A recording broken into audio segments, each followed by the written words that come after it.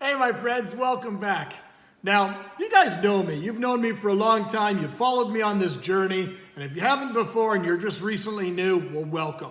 Today, we're going to be talking about something that's very important to me.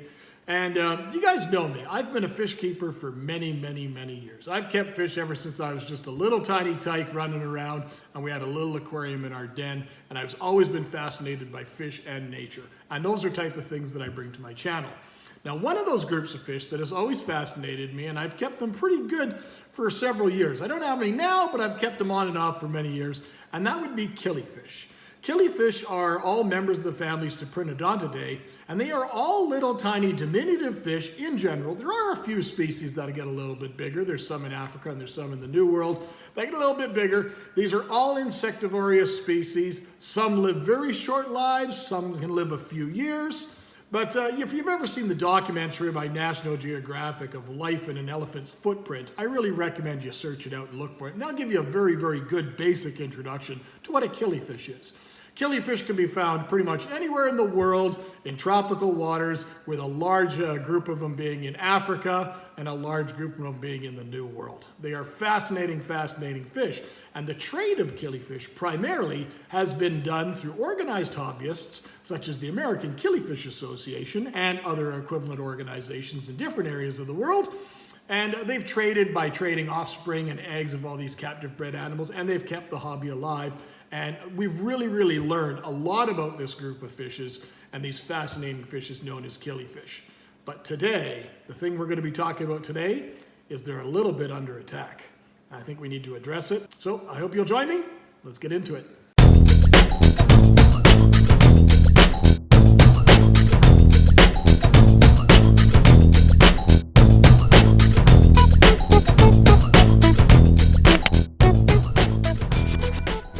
So as I mentioned, if you're a member of an aquarium society or you've kept fish for any length of time, you will always find killifish in your aquarium literature and books and stuff like that, mentions of them.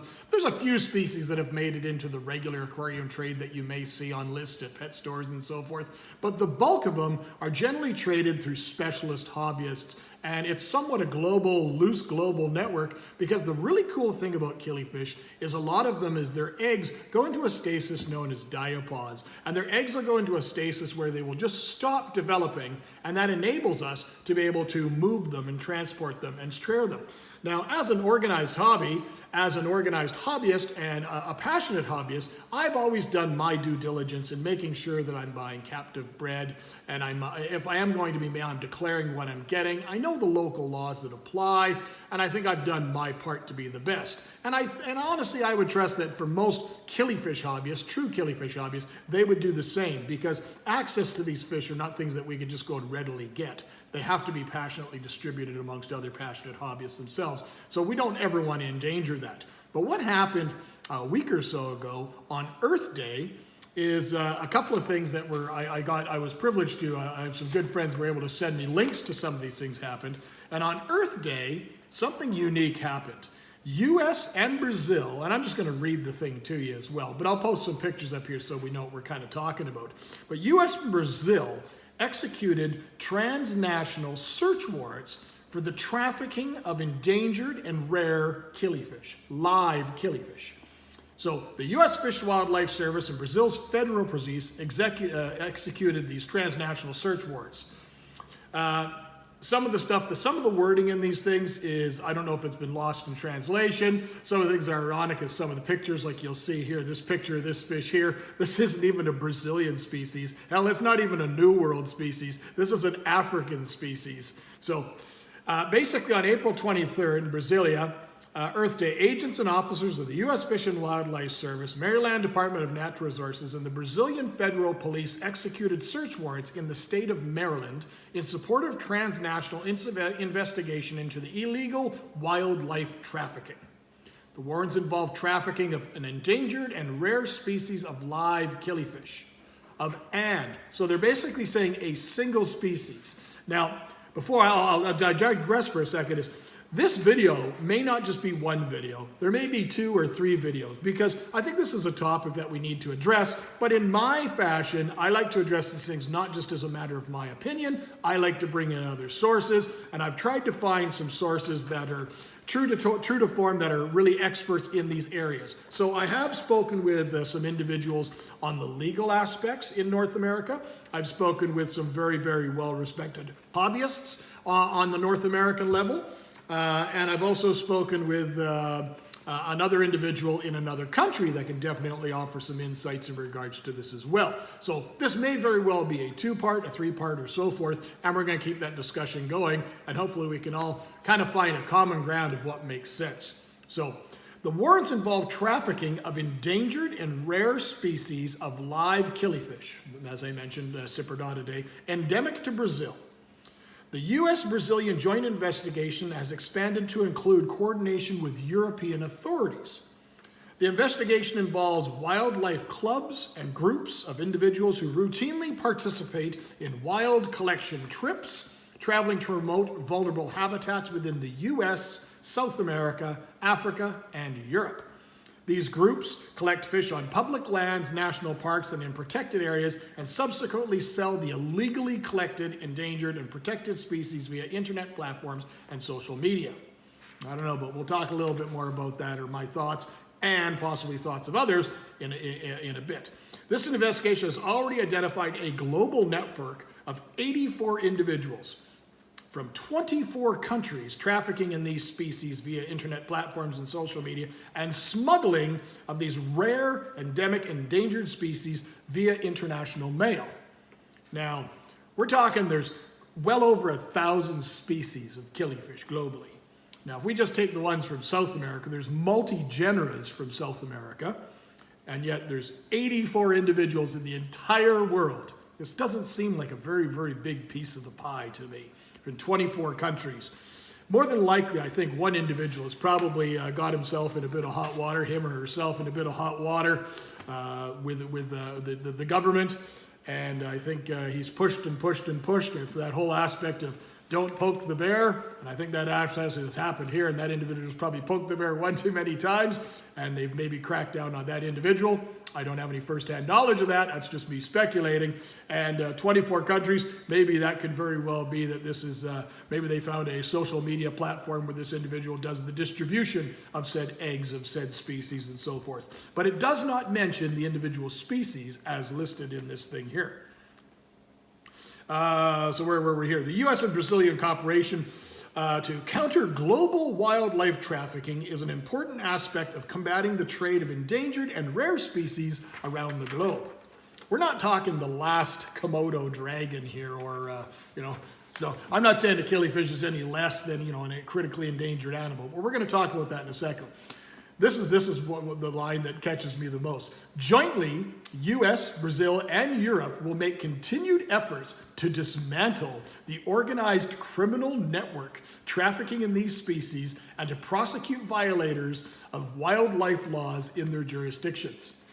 So basically, when I read that the first time, it was shocking to me. I was like, I'm almost envisioning people in some of these countries keeping, a few fish in their basement, and they'll be asleep at night in their beds, and all of a sudden their windows will smash, and SWAT will come flying in on ropes from all of them with the little red night lights and everything like that, just to go take a peek at their fish room and find out whether they have any of these rare and endangered fish, as mentioned in this letter. But the truth and reality is the way this is worded is it sounds like it's more like it would be more involving the Lacey Act. And the Lacey Act is basically an act in the U.S. that supersedes state law, federal law, tribal law, and it basically protects endangered species of plant and animal. However, none of these species, and even though it did not mention any species, it said rare and endangered. Well, if these are in fact rare or endangered, they should therefore be listed on CITES, which is the Convention for International Trade of Endangered Species, which is what Lacey Act is involved in enforcing. And the Lacey Act, because it supersedes all those different levels of government, it actually, if you were in Ohio and you had a critically endangered species and you transported it across a state line, you would be breaking a federal law.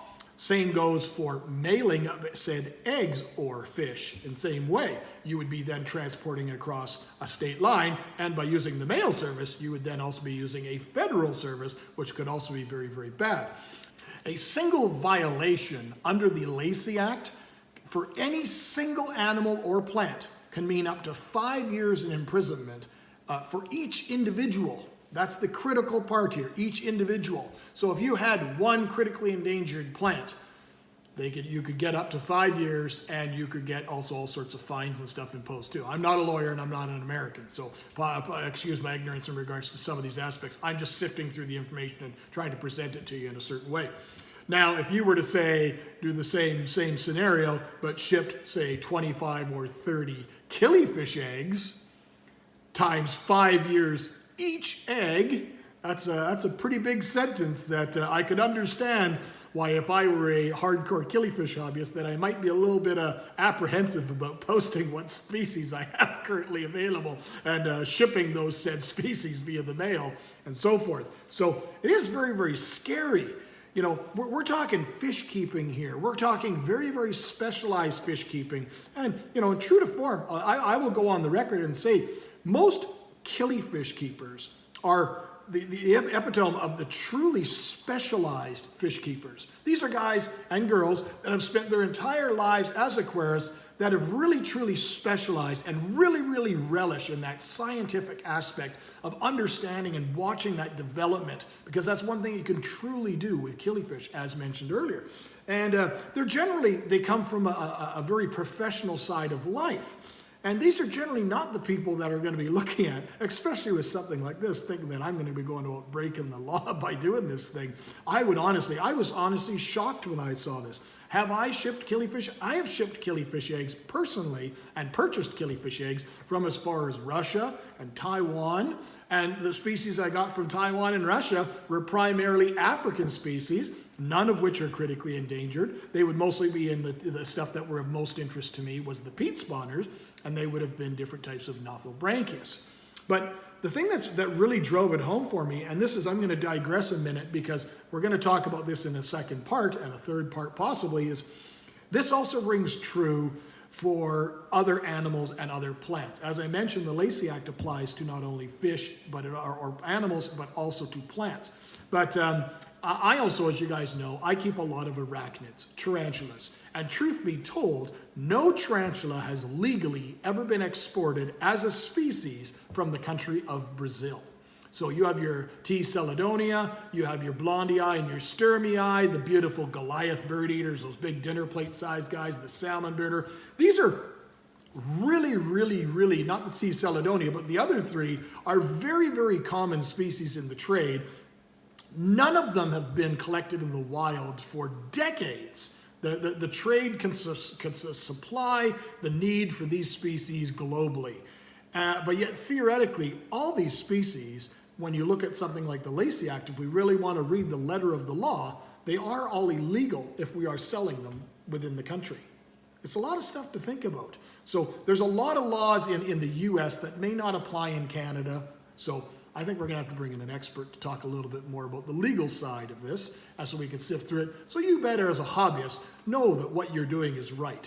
But ultimately, you as a hobbyist, doesn't matter what you keep, be it tarantulas, be it snakes, be it fish, be it plants, you are responsible for knowing your laws. You are responsible for making sure that you're following what's right and what's wrong. So we're leaving it at that for today, guys. Hopefully we'll start the discussion, and then we'll get into it further with some experts. So as always, my friends, thank you kindly for watching. Stay safe.